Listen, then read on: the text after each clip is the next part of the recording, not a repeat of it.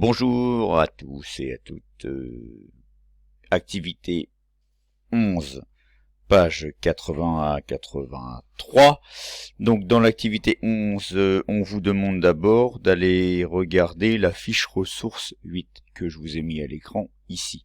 Donc on vous explique dans cette fiche ressources comment est-ce qu'on élabore une facture de prestation de service. Donc comme vous le voyez, 3 parties. D'abord, évidemment, on va dire au client ce qu'on va lui facturer, c'est la nature et la désignation des travaux. Ensuite, on détaille l'ensemble de toutes les fournitures, le matériel nécessaire pour réaliser les travaux. Et enfin, évidemment, puisque c'est une prestation de service, vous allez ajouter la main-d'œuvre nécessaire. Voilà. Donc, on vous demande de compléter le document ci-dessous. Voilà, donc en reportant les éléments qui sont là. Alors, je vais aller chercher mon stylo magique, dessiner à noter, je vais faire des chiffres magiques. Alors ici, donc, vous avez 12 chemins gazo, c'est donc bien évidemment le 4, les coordonnées du fournisseur.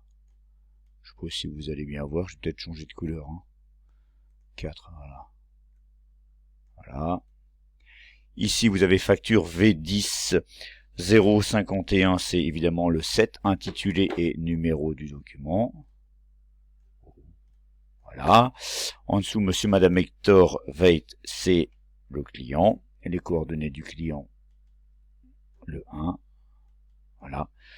Là, vous avez SR et le capital de 3000 €. Donc, tout ce qui concerne les mentions juridiques de l'entreprise, je vous rappelle, obligatoire sur tous les documents de l'entreprise. C'est donc le numéro 6, information juridique de l'émetteur.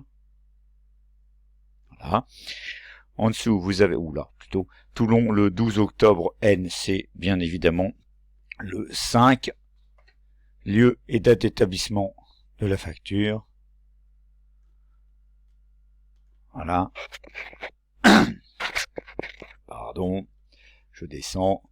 Ah non, je arrête. Voilà.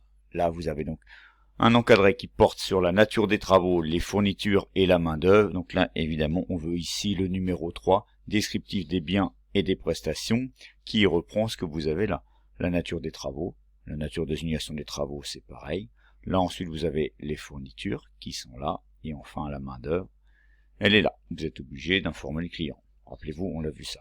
Donc ici, c'est donc le cadre 3. Voilà. Ici, le règlement 20% l'acceptation des travaux, solde à la fin des travaux, c'est donc le règlement. Et le règlement, c'est le 8. Voilà. Donc c'est fréquent quand il y a des travaux de demander un acompte et puis le solde à la fin des travaux. Ça, c'est très fréquent. Et enfin, le dernier ici, le hors-taxe, la TVA et le TTC, c'est le numéro 2, montant hors-taxe, TTC, TVA de la facture. Alors, vous noterez que je voudrais prendre le surligneur, voilà, mais je crois que je suis en noir.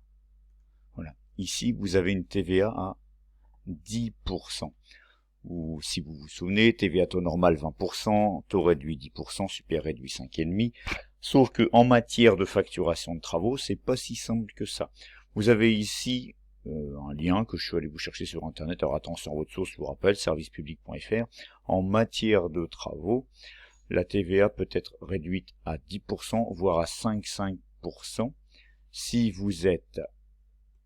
ça concerne un bien construit depuis au moins 2 ans. D'accord? Donc ça va être 10% si c'est des travaux d'amélioration de l'habitat, mais ça va descendre à 5,5% si non seulement vous améliorez l'habitat, mais qu'en plus vous faites des améliorations énergétiques. D'accord? Donc attention à ça. Vous pouvez avoir 3 taux sur une telle facture. Donc attention. Bon, j'espère que c'est clair pour vous sur cette fiche ressource 8.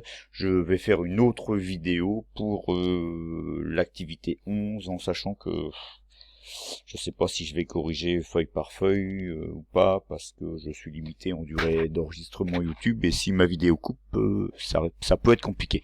Bon courage à tous et à toutes, à bientôt.